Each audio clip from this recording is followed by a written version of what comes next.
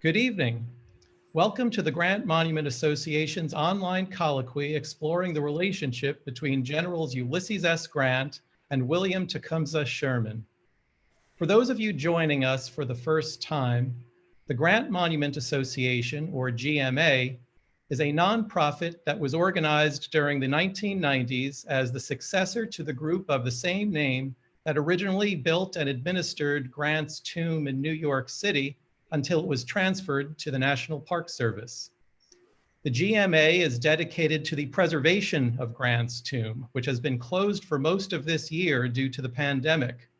But thankfully, we can still further the cause of historical education through online programs like this. Tonight's topic is particularly appropriate because this year marks the 200th anniversary of Sherman's birth in 1820. In March of 1864, as he was on the verge of taking command of the entire Union Army after almost 3 years of civil war, General Grant wrote a letter to General Sherman to assign credit for the promotion. He wrote, "What I want is to express my thanks to you and McPherson," a reference to General James B. McPherson, "as the men to whom, above all others, I feel indebted for whatever I have had of success." Sherman, for his part, would achieve his own level of national and even international fame by the end of that year. The partnership on the battlefield and the personal relationship between the two legendary Civil War leaders is a rich topic. And who better to discuss it than our speakers tonight? Once again, we are honored to have back a military giant of our own time, General David Petraeus, to lead this colloquy. Tonight's guest, Dr. John Marszalek, is the Executive Director and Managing Editor of the Ulysses S. Grant Association. That is the organization that published Grant's papers and now manages the Grant Presidential Library at Mississippi State University. Dr. Marszalek's scholarship on the Civil War is extensive. He has written or edited more than 20 books and 300 articles and book reviews. This includes 3 books about Sherman, his completion of the scholarly editions of Grant's papers, and an annotated edition of Grant's memoirs. He is currently editing an annotated edition of Sherman's memoirs. In short, I don't believe there is anyone living with more scholarship under his belt on both Grant and Sherman than Dr. Marszalek. We very much appreciate both of tonight's speakers taking time out of their busy schedules to join us. And with that, I am happy now to turn the program over to General Petraeus. General? Well, thanks very much, Frank. Thanks for the kind introduction. Thanks for the invitation to return for yet another one of these great events. And thanks most importantly for your wonderful leadership of the Grant Monument Association, the leadership of many years, an association that has done so much to ensure that Grant's resting place is maintained in the standard to which his extraordinary service clearly merits.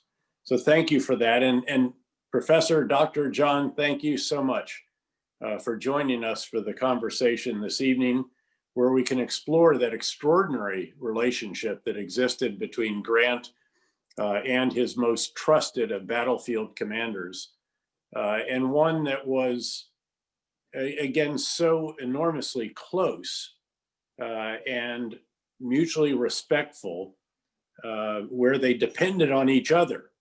I say somewhat jokingly that Sherman reportedly stated after the war that he stood by Grant while he was drunk and Grant stood by him while he was crazy.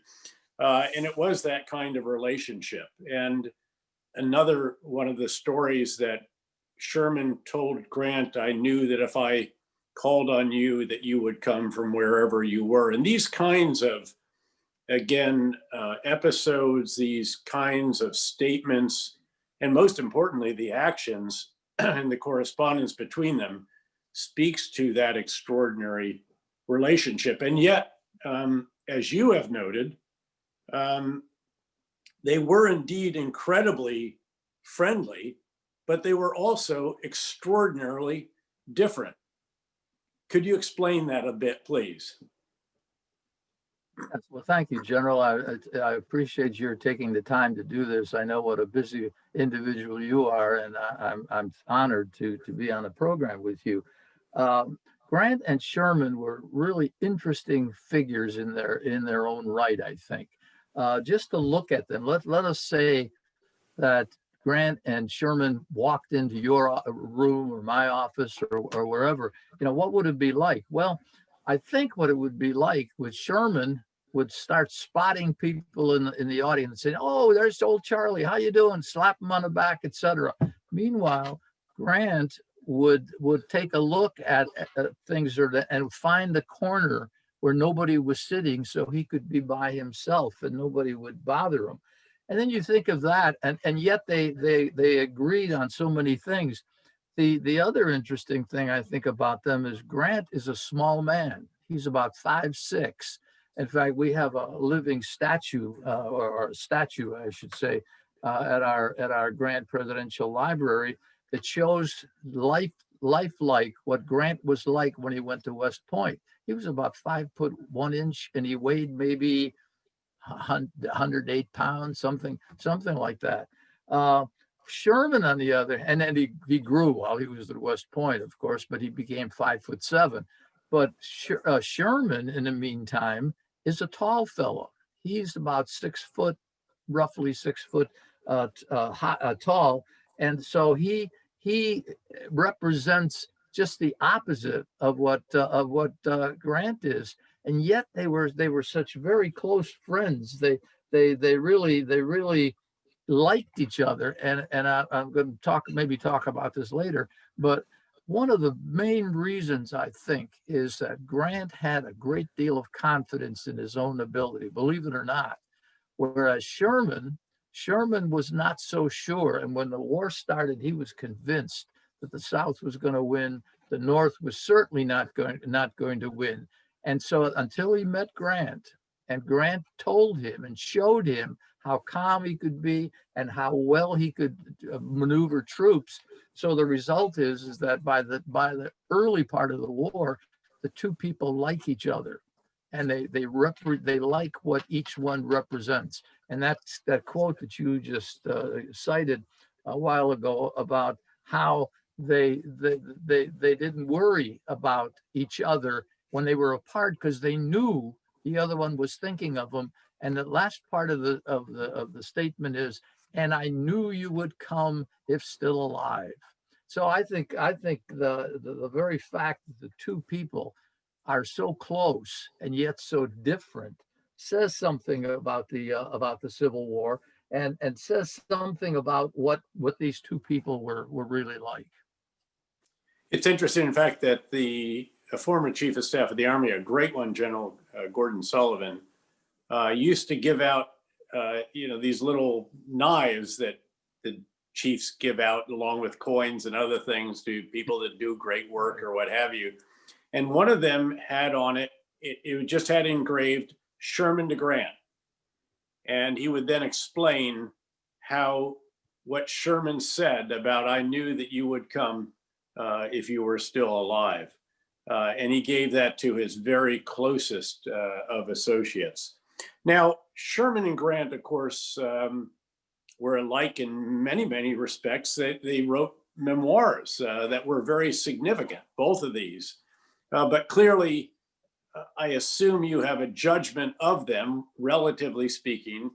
And I'm just curious which one you see as the most important and the most significant, and why. Well, that's an excellent question, and I guess I'm a little prejudiced because I and Louis Gallo, who's one of the co-editors, and David Nolan, another one of the co-editors, did the Grant memoirs, and it was a marvelous experience. So we got so excited we decided to do the Sherman memoirs too, which is what we're working now. The annotated version, you mean? Yeah, annotated. Yeah. I'm sorry. Yes. Yeah. And so, oh yes, exactly. But the result is that we and Harvard Press published the Grant memoirs, and it's going to be publishing the Sherman memoirs, which tells you something. I think they don't normally do that. but the situation was so clear to us, at least clear to me, that of the two, Grant has the greater memoirs. And the reason is, if you look at what some of the great writers of that period said about the memoirs, you get a feel how much they respected Grant. In fact, it's sometimes said that Grant has the most important nonfiction book ever written by an American, whereas Herman Melville has the fiction book. And I discovered this the hard way, or we discovered this the hard way, when we started working on the Sherman memoirs. Sherman would mention everybody that he ever met, anytime, whereas Grant was very clean, very even tempered kind of response. But the situation of Sherman is, Sherman would say, well, yeah, I met so and so. I met this courier who was, and you say, well, who the heck is this courier that he's talking about? But he mentions all of that. So to put it mildly, I would think that the Grant has the greater memoirs. I think they're more interesting. They're more to the point. Sherman writes a chapter about fighting a war, as you may have read, and that's quite good.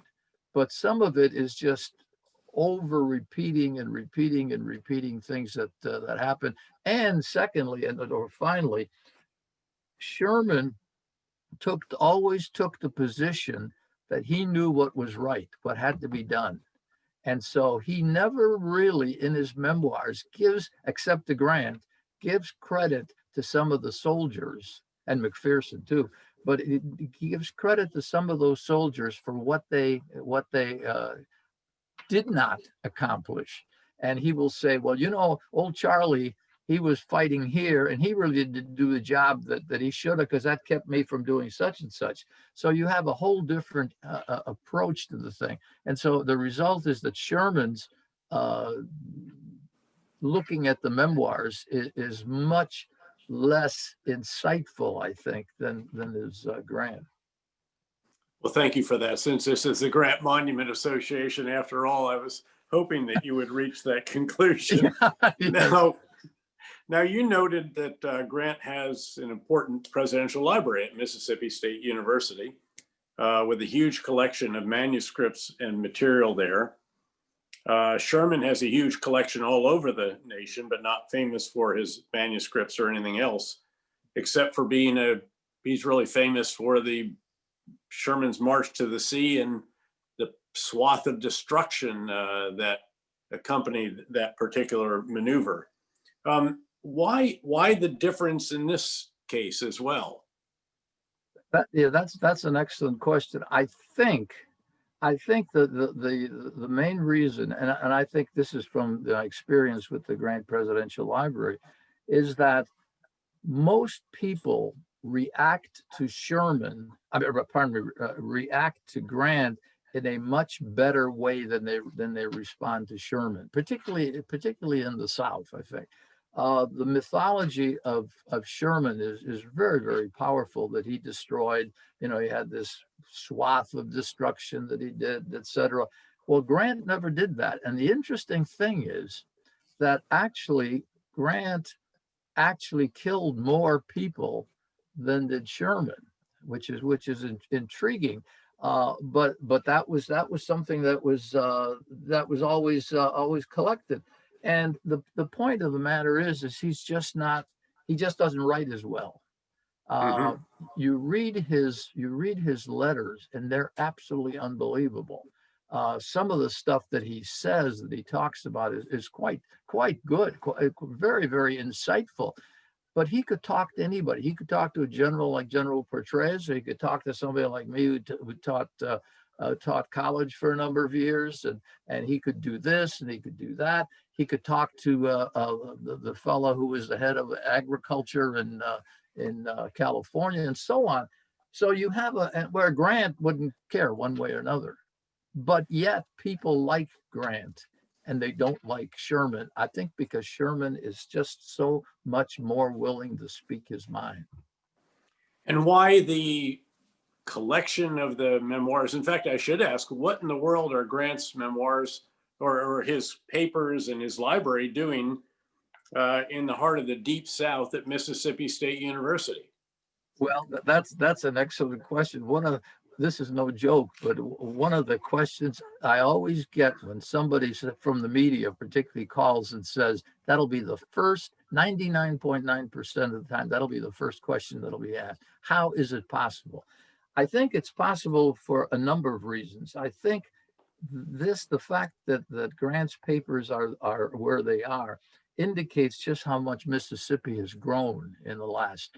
We have literally not had anyone come to our library, come to our presidential library and say, well, you shouldn't have him. After all, he's just a bum, and et cetera, et cetera. But our president, for example, Mark Keenum, is very much of a Civil War buff. And he loves to talk about the Civil War. In fact, he went out of his way to get us a cannon to have at the front of the library because he thought that would add something. And then Frank Williams, of course, who's the president of the Grant Association, he's a great collector of Lincoln, and he's collected huge amounts of Lincoln. Well, he saw what a good job was being done with the Grant papers, so he donated all his material to Mississippi State, with the idea being that down the line, this is going to help. And Frank says this regularly. Down the line, it's going to be said that the Mississippi State has these papers because the donors wanted the Civil War to be over and to have things happen the way they actually happened. So. And then the Dean of Libraries was another, Frances Coleman, who's now retired, but she was another individual who really wanted it. And we worked hard, and we worked with Southern Illinois University, but we got it. And we're just so thrilled. We have all kinds, like Ron Chernow comes and other people come. When was it actually established there? No, it was actually established at Ohio State University back. Oh, I'm sorry. When was the Grant Presidential Library established at Mississippi State? Well, actually, it's been about 10 years since the Grant Presidential Library came to Mississippi State. But the fact that the state legislature, led by Dr. Keenum, was able to build a new wonderful floor for us. It was only about 2 years ago. And so we believe, as good a collection of Grant material as anybody in the world. I'm going to jump back and forth between some of the questions that you and I developed and into some of the audience questions that were submitted. Sure. This group having a wonderfully inquisitive and informed audience. And the first of those questions asks, was there any record of discussion between the generals of Sherman's April 8, 1863 letter that he filed recording his objections to Grant's plan for the Vicksburg campaign? And for the audience, again, the context for this was that Grant plans this incredibly audacious and quite risky storming of the, going down underneath the guns of Vicksburg on the river and linking up with the troops south of, and then going into the countryside first to defeat in detail the reinforcements that were going to come to Vicksburg, and then and only then turning and investing Vicksburg in a siege. But Sherman, somewhat understandably, looked at this and raised very considerable concerns about the level of risk, so much that he insisted on an official letter being put into the file. But again, was there a record of the discussions between the generals around that letter? Not around the letter as much as it was. One of the other reasons Sherman talked about this was because of McClernand. You remember McClernand went to his buddy Lincoln and said, I really should lead this expedition. I'll get you the troops. I'll lead the expedition, etc. But it didn't happen. And well, it didn't happen. And McClernand was just simply not a good general. I mean, I hate to say that, but that's true. But in any case, so what Sherman wanted to do, he said, you know, it's a big mistake, Grant. You've tried all sorts of things. For example, the Williams Canal, you know, building this canal, that was never worked out, and other things.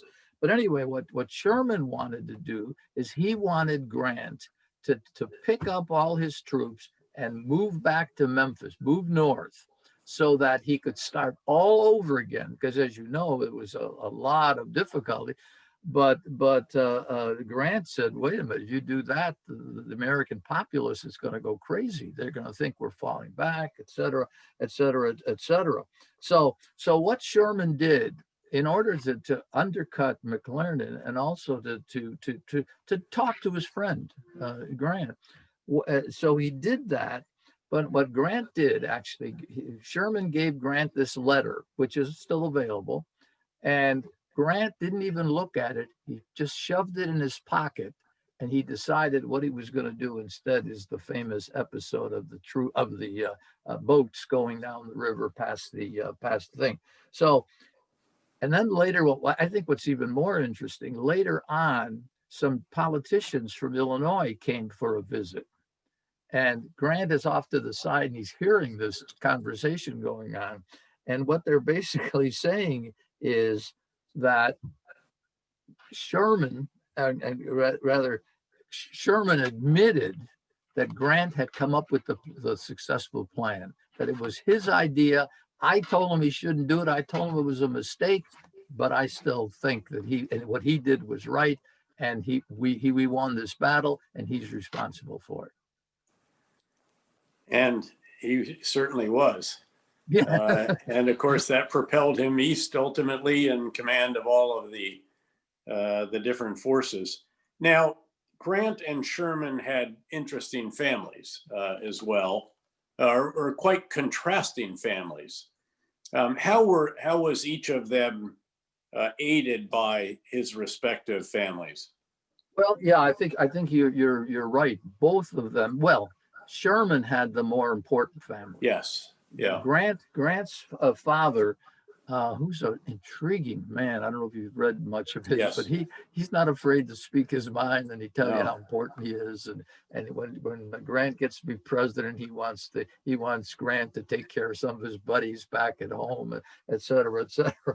But in any case, you have the situation where Grant's father is very outspoken. Sherman's father dies when he's 9 years old, but he goes and lives with his foster father just up the hill in Lancaster, Ohio, and it was one of these things where Thomas Ewing had been a senator at one time, and he was also the first secretary of the Interior. I'll get it out. Was first Secretary of the Interior. But the other interesting thing is Mrs. Grant was very quiet, never had much to say. In fact, Grant never says much about her, whereas Mrs. Ewing is very religious, and she tries to make Sherman into a Catholic because she's very much of a Catholic. So she works on on Sherman, and she works on his foster sister, his foster wife, Ellen. And Sherman never becomes a Catholic. In fact, they have to sneak in a priest to give the last rites at the very end. But the point of all this is that both sides had individuals who could help them. Sherman, for example, had tremendous help from his brother, Senator John Sherman.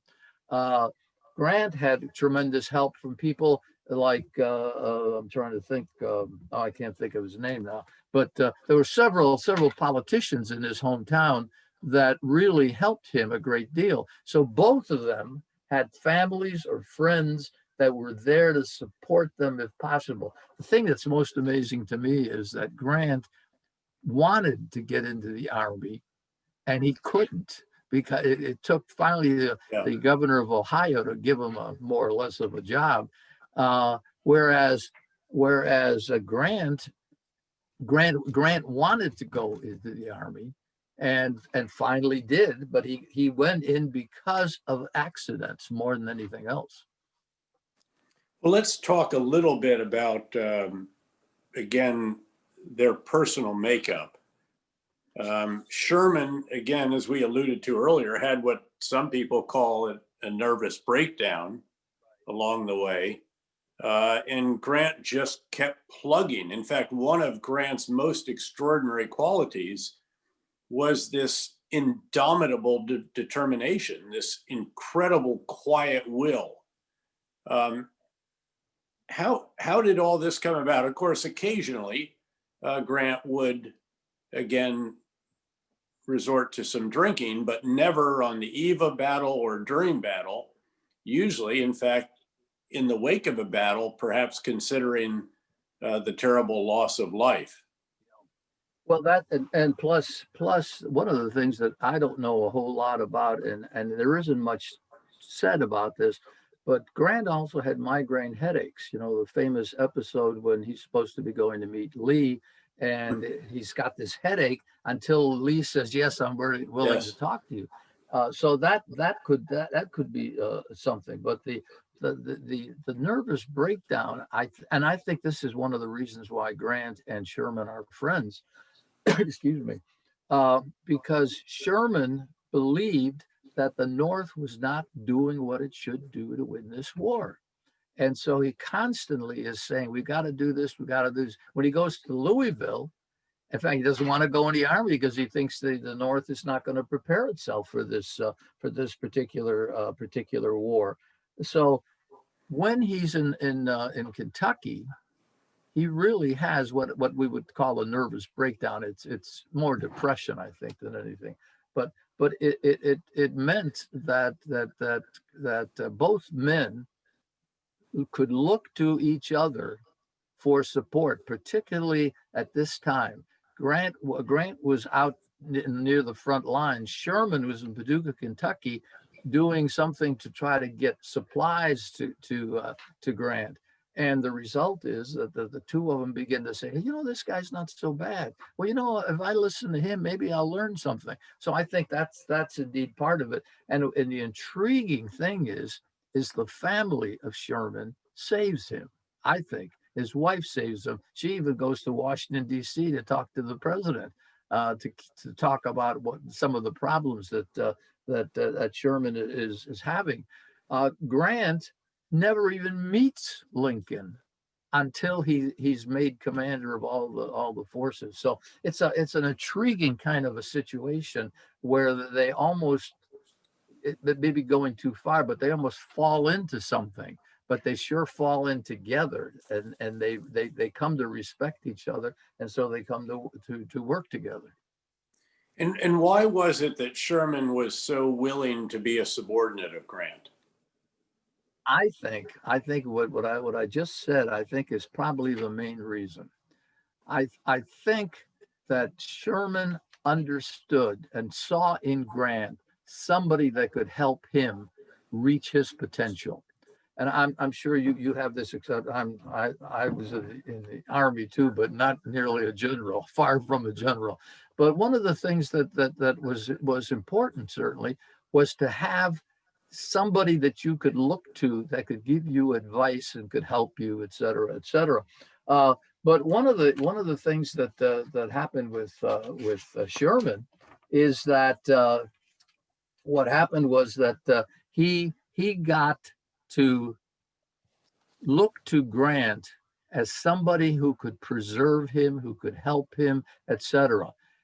Grant looked to Sherman as somebody he could always depend on. Sherman wouldn't knife him in the back. And so the two people almost, again, accidentally almost came together.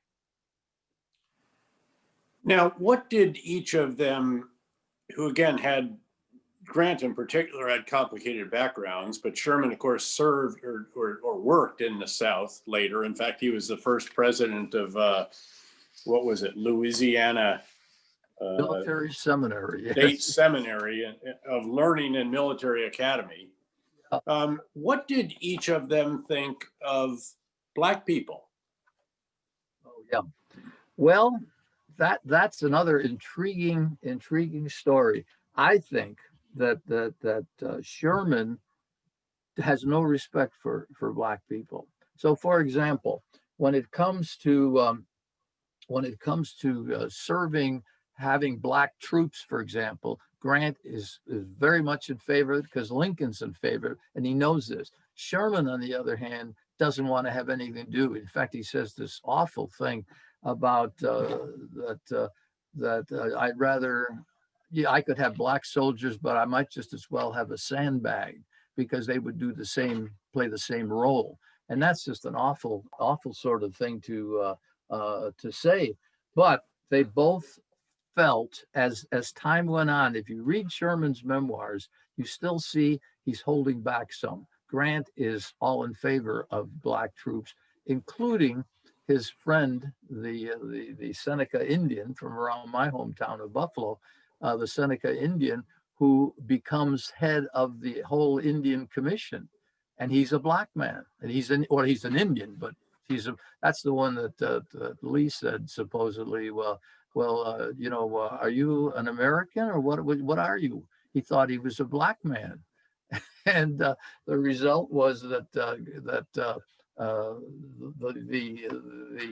man who was the friend of Grant's said, no, I'm an American general. I'm a Native American.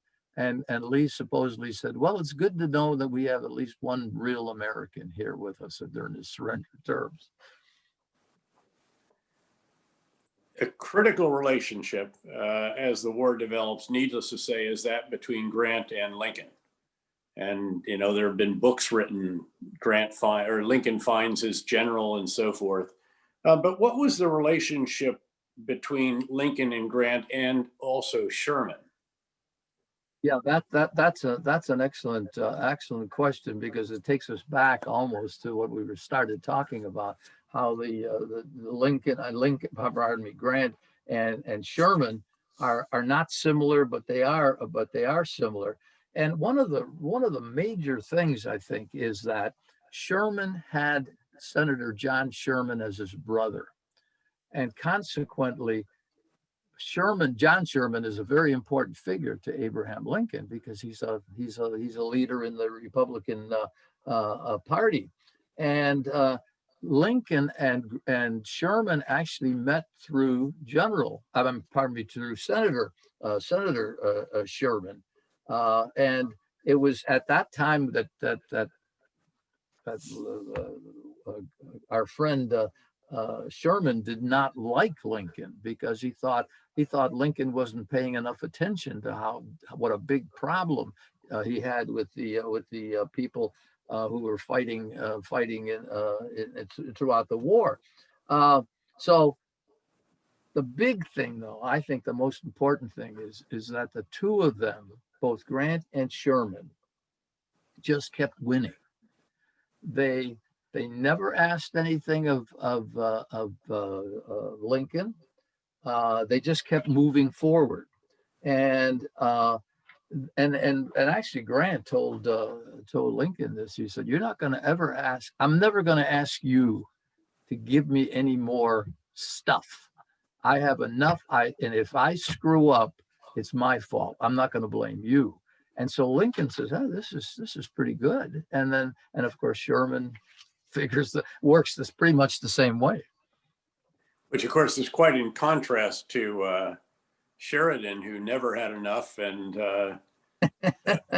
as you'll recall, I think Lincoln wrote to him and said, "If you're not going to use your army, perhaps you can loan it to me, and I'll put it to use."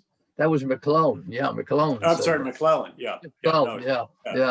Yes, yeah, right. That's right. Who had two shots at the commander of Union forces, as I recall. Yes, Sheridan was really the other great general of under Grant, I would say, along with Sherman, certainly. Now, another element in this mix, interestingly, especially in the Western theater, was the U.S. Navy, where Grant used it very effectively at Fort Donelson, the land between the lakes and so forth, and Fort Henry. How did Sherman work with the Navy? Did he have a good relationship with it, the same kind that Grant enjoyed with the commanders of the naval forces? I think so, yeah, and particularly with Admiral Porter. Admiral Porter was somebody that worked very closely with Sherman. Sherman spent time on board Porter's ships, et cetera. And when it came to Fort Henry and Fort Donelson, actually Fort Henry, that really was won by the Navy, and Sherman understood that. Fort Donelson, of course, was more Yes. done. You know, and then Vicksburg, of course, without the Navy, Vicksburg would not have succeeded. And so Sherman knew that he needed the Navy, and he reacted well to the Navy. And I think he liked the Navy people for whatever reason. He never really says, but it's pretty clear that he likes what he sees in the Navy boys. Well, and of course, they saved Grant and Sherman at Shiloh. Right. About which, let me ask a bit about that. Fairly early on, still in the Western campaign, 1862, why was Shiloh so pivotal in the relationship between Grant and Sherman that really seems to flourish really after that particular, very nearly a terrible reverse for the Union forces? That's right. I think you've already answered your question. In fact, maybe I could ask you to talk about a little bit about this this famous statement that was supposedly said by Grant, and I think it was. But if you would just talk. Well, as we were talking before this started, at the end of that terrible first day, and of course Shiloh was always called Bloody Shiloh because there was such terrible loss. But at the end of the first day, when Sherman and Grant were nearly driven back into the Tennessee River, they're clinging to the riverbank. It's at night. All of the available shelter is being used by the surgeons to hack off limbs, and you can hear the cries of the wounded still on the battlefield. The Navy, meanwhile, is working very hard to bring in reinforcements, which ultimately will enable the Union to own the field later on. But that night's still a pretty desperate situation. And Grant is sitting under a tree with a stub of a cigar in his mouth, and at least according to some, it's light rain and it's dripping off his slouch hat. And Sherman comes out of the dark and says, "Well, Grant, we had the devil's own day today, didn't we?" And Grant takes a cigar out and replies, "Yep, lick 'em tomorrow, though." And as I mentioned, I actually told that story in a very, very tough day in Baghdad some months into the surge. And it became a bit of shorthand for just hang in there. This is when we need this indomitable determination, fierce determination, but quiet, that Grant always exhibited, unshakable, I think, on the battlefield, and a true feature of Grant. And that's what we needed at various times, particularly in the early months of the surge, which were so very, very tough. And it did become a bit of a watchword or a bit of a phrase that was full of a lot of meaning. And certainly, again, between Grant and Sherman, that was a very formative endeavor. Yeah, I think that's exactly right, because one of the things that we sometimes forget is Grant said after the Battle of Shiloh, he said, "I never had to worry about Sherman. I went that early in the morning and I saw what he was doing. He had everything under control, no problem. We'll just go on." So when Sherman visits Grant, when it's already night and the Union troops have really been beaten up something pretty severely. So what Sherman thinks when he says that, he doesn't know what to say, because he says, "My buddy, my friend Grant is really going to be upset about what's happened today." So he makes that statement that that you just mentioned. But he thought that what Grant would say is that, Sherman, what we're going to do tomorrow, we're going to retreat and we're going to start all over again. And Grant says, no, no, no. Instead, he said, we're just going to keep going. So the next day, he moves forward, goes forward, drives the Confederates off the battlefield, and both men come to say, "Holy mackerel! This Grant stuff, he knows his stuff. He's doing a heck of a job here." And so I think that had something to do with it. And after that, Sherman looks at Grant in a not in a different way, but he looks at Grant and he basically says, you know, I thought he was going to retreat, but he doesn't retreat. He just keeps moving forward and forward and forward. And if you look at Grant throughout the Civil War, it's that persistence that you really see. He never stops. He never quits moving forward, forward, forward. And dogged determination. Dogged now, determination. We've asked about their families. We've asked about the relationship with the Navy. What did Grant and Sherman think of their Confederate opponents, like Lee and Johnston and the others along the way? Well, interestingly enough, some people argue, and well, both really liked Johnston. They thought he was a terrific general. And some people at the time said, yeah, that's because they beat both, he beat both, they beat both of them in that, both Lee and Johnston. My favorite story is Grant talking to some of his soldiers, and he gets really angry. I think one of the few times that Grant becomes angry, and he says, I don't understand all this. You people keep thinking that General Lee is going to do a flip and going to end up behind the lines, and he's going to have all of you people taken care of. He said, that doesn't happen. He said, I know Lee, and I can take care of him. And I know what that he can be met and he can be taken care of, which I think is another important thing about Grant, because no one else at that point, everybody else, I should say, at that point, looked at Lee as some sort of Superman. And he wasn't a Superman. He was just, in fact, one of the intriguing things about Lee is that, of course, he has some heart problems.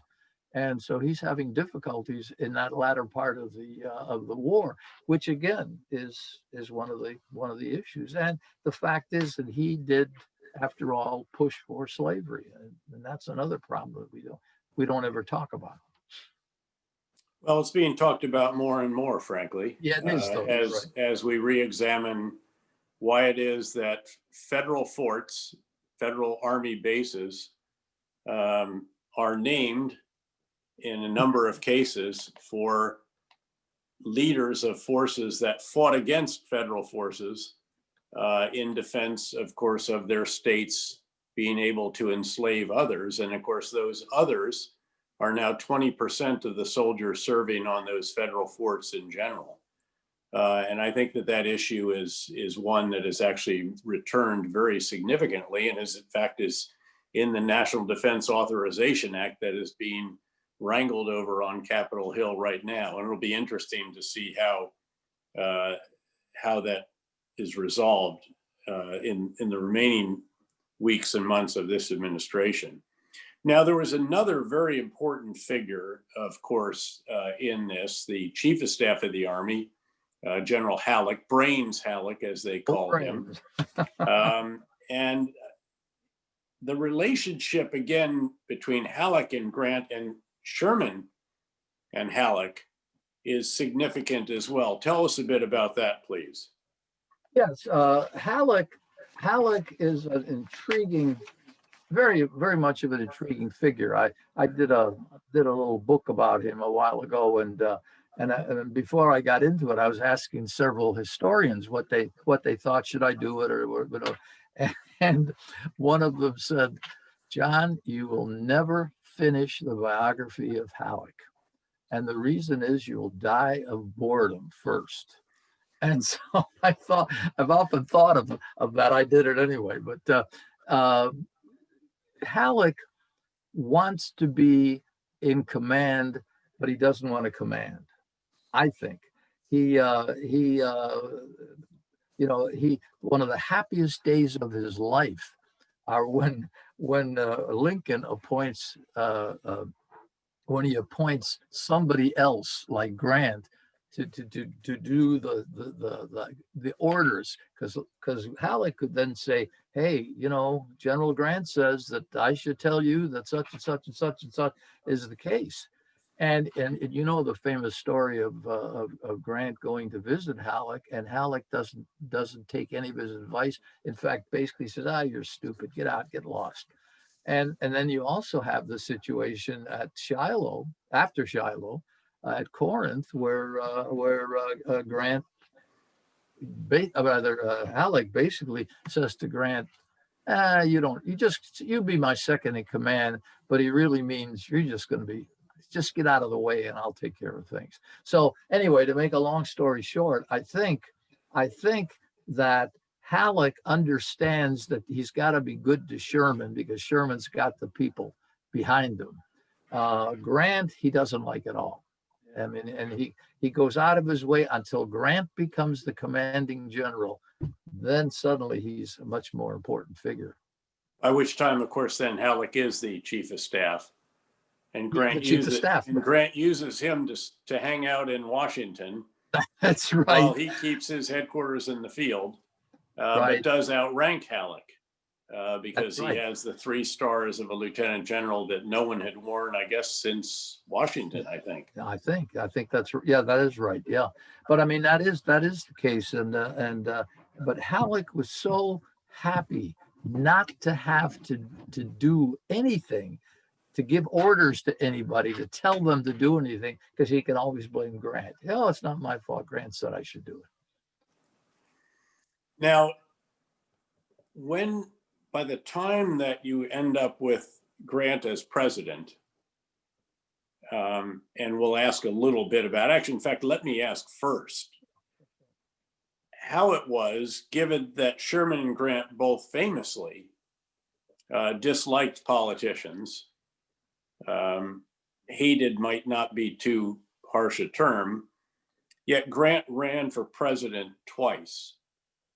What led to that? That's an excellent question, because that makes absolutely no sense. I know exactly what you're saying. Grant does not like politicians. Sherman hates politicians, despite the fact that his brother is a big time politician. But the whole thing. What was you asked me that question, and I started going another direction. Well, why did Grant run for president if both of them hated politicians so much? Right. Yeah, I think it was because Grant had convinced himself that he was the only person in the country at that time who could deal with the real politicians, that he could do what had to be done to preserve the nation. He had, after all, preserved the nation in this first war. And I mean, in the first battles of the first war. Now he's president. Of course, he's going to be the person who's going to continue, because he's afraid if he drops out, everything that was won in the Civil War will be lost. And whether that's true or not, we don't know. But it's certainly something he thought about. Well, it certainly wasn't headed in a great direction under President Johnson, needless to say, during which Grant, one of the very unsung periods of Grant's career was how he was a bulwark against some of the more misplaced ideas, as you'll recall, of Andrew Johnson, and including going into him to object very, very firmly to certain actions and either preventing them or getting them reversed. And of course, it's accurate, I think, to say that Grant is the man, as one of the books, I guess it was a Brands wrote, Grant saved the man who saved the Union, which of course, I think it's accurate to say that he did, because he ensured that the battles were won in the summer and fall of 1864 that ensured Lincoln won re-election, running, of course, against McClellan, who had said that he would sue for peace with the South if he had been elected. Now, That's right. actually, of course, Sherman not only hated politicians, he hated Washington. Remember, let's That's fast right. forward that when he was chief of staff of the Army, he moved the Army headquarters out to, I think, to Fort, out in Kansas, actually No, to Fort Leavenworth actually, or St. well, no, Louis. St. Louis, St. Yes, that's what Louis, it yeah. was. Yeah. And actually, I mean, your thing about Leavenworth is accurate too, because he's the one that believed that soldiers should be professionals, and what better place than Fort Leavenworth to set up professional school for soldiers? So that's good. Now, both Sherman and Grant had these great overseas travels. Why did Grant's trip have such an enormous impact on the U.S. role in the world, but Sherman's really did not? That's very true. I think the main reason is, as you know, Grant made the great trip after he was no longer president. So people in Europe and all over the world where he visited were indicating that, hey, this guy is the president of the United States, and he's such a nice guy. I mean, he doesn't seem to hold it over us. I mean, the famous story of Bismarck, where he goes to visit Bismarck, and Bismarck is expecting all these troops to be coming around with him and all. And he just walks over there, knocks on the door and says, "I'm here to see Mr. Bismarck." And that's not something that you normally would expect from someone like a Grant. But Grant did that. Whereas Sherman goes to Europe actually much earlier than that. And the famous story there is where he says, we're going to meet the Pope. And this one soldier says, I don't like the Pope. I'm not going to bow to the Pope. And sure enough, as soon as the Pope walked in, the first guy to get down on his knees was the soldier. But Sherman thought that he was important, certainly, and he was important that the Pope should be thrilled to meet him, and also the whole question of giving him the opportunity to see things that he never saw. I mean, what you have, which is fascinating, is he writes to his wife just about every day about what it's like in Europe, and there's some wonderful stuff. I mean, he just writes long letters, and so eventually somebody's going to do that, and I think that's going to be worth copying some of that stuff, because he just goes on and on and on and on. Now, in Grant's inaugural address, his first one, he spoke very eloquently about wanting to have a kind and encouraging policy toward the American Indians. It seems, though, that Sherman and others like Sheridan favored a much harsher policy toward the tribes, which they saw as standing in the way of the advancement to the West. Can you speak a bit about what their feelings were toward the Native Americans? Well, that's one of the excuse me. That's one of the mythologies about Sherman, is that he said the only good Indian is a dead Indian. Well, actually, that was Sheridan who said that, and Sheridan was the one who was out west. Sherman went out west, but he went out because he loved to sit around the campfire with some of his soldiers, telling stories, etc. Whereas the situation was not always that clear. And Sheridan really hated the Indians. Sherman believed that the Indians should be eradicated, not eradicated, but moved out of the way, because all they're doing is they're blocking the way of the white settlers.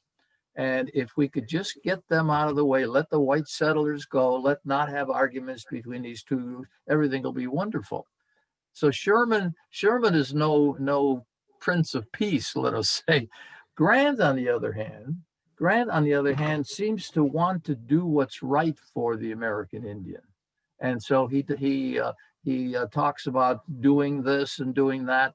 where it isn't the same thing with Sheridan. Sheridan just literally wants to kill people off, and what they do is the army really cleans out the Native Americans in this particular time. A very tragic and It is tragic. sad episode in our history, needless to say, reprehensible.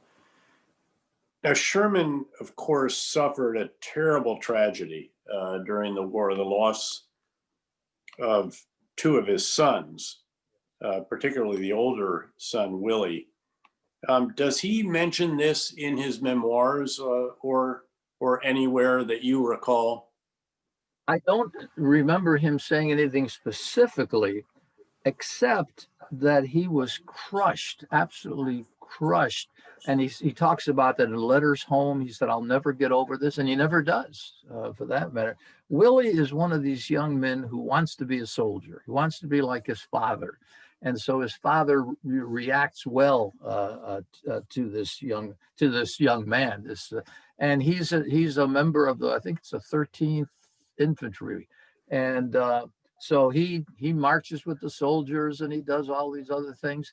And what happens is he gets a fever of some sort. He goes to see General McPherson, and they lose him, and they find him, and they put him on the ship, and suddenly he's not feeling so well. And by the time they get from Vicksburg to Memphis, he's pretty sick, and he dies. And he's very much of a religious individual too.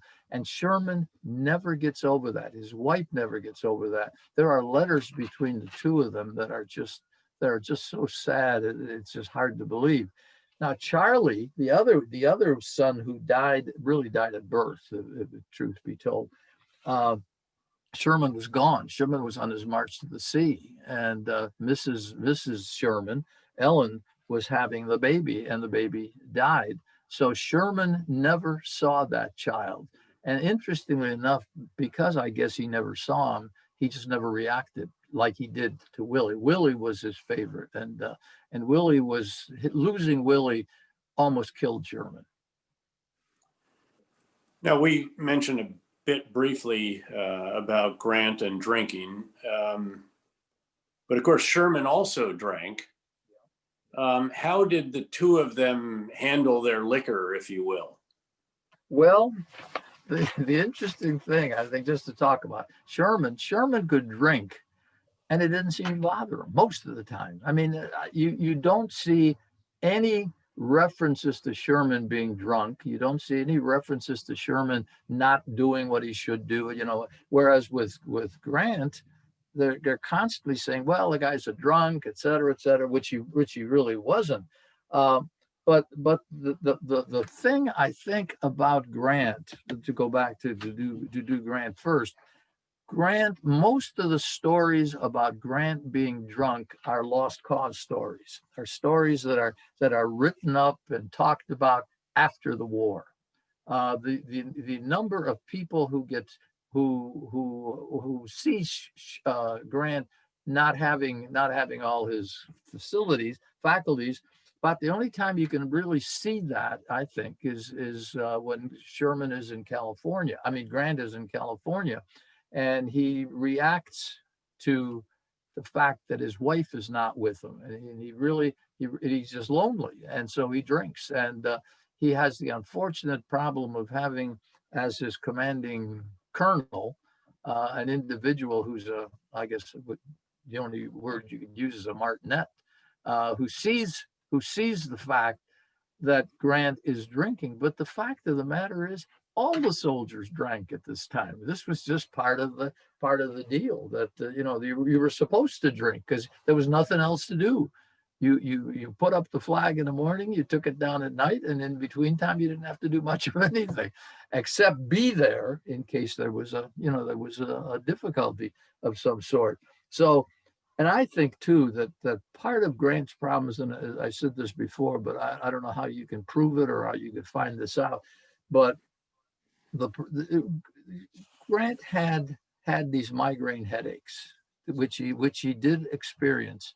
And that we do know for a fact. That is true. Now, whether or not that had an effect on him, whether that was what caused it, But the whole thing is that when he's at Fort Humboldt up in on the Pacific coast, this colonel who he's had problems with before creates some more problems and really says, you got to get lost. You got to get. So after that, the mythology of Grant always being a drunk is true. Sherman said, yeah, I've seen Grant drink too much, but he's never when he's had to do something. Whenever he's had to do something, he's right there and he can do it. So I think that may be one of those lost cause stories that has been built up more than it really is true. And of course, Lincoln dismissed that by saying when he was told that Grant drank, he asked him to find out what Grant drank because give it to the other generals at Give least. it to the other general, and that is so true. That is true.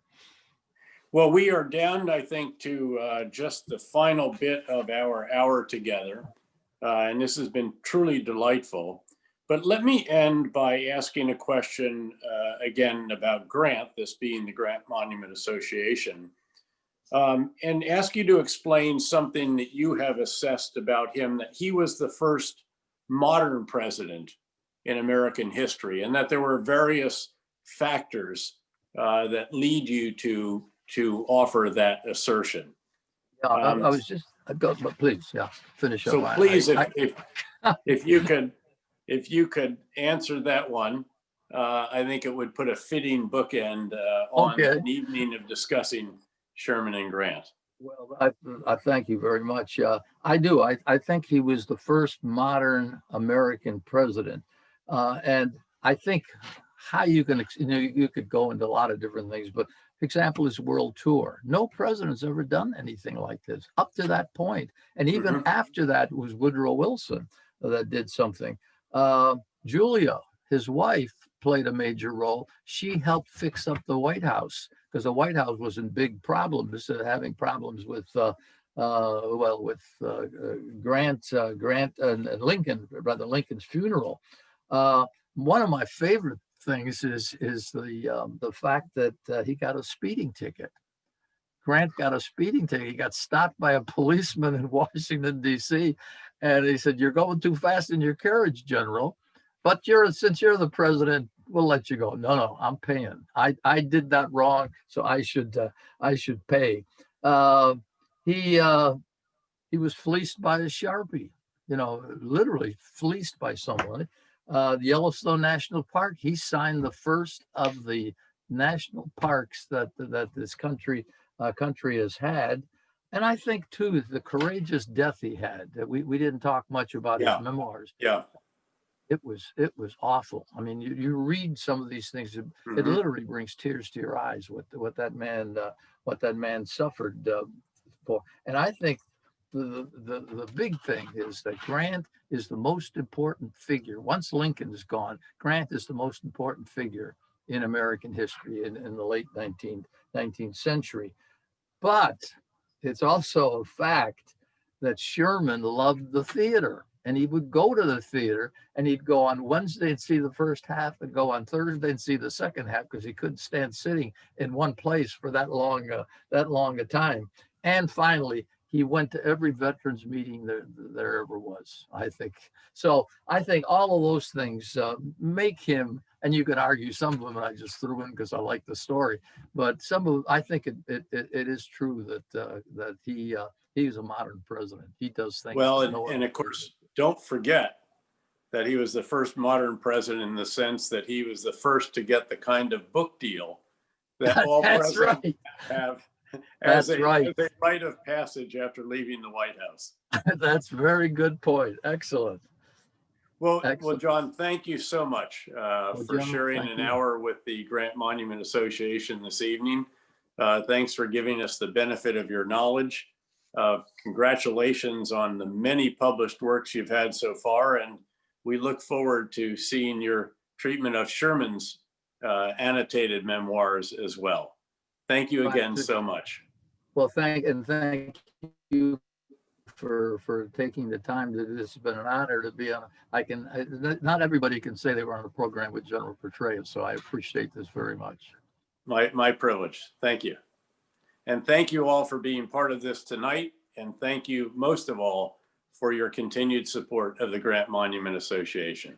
And with that, to all, we say good night. Thank you.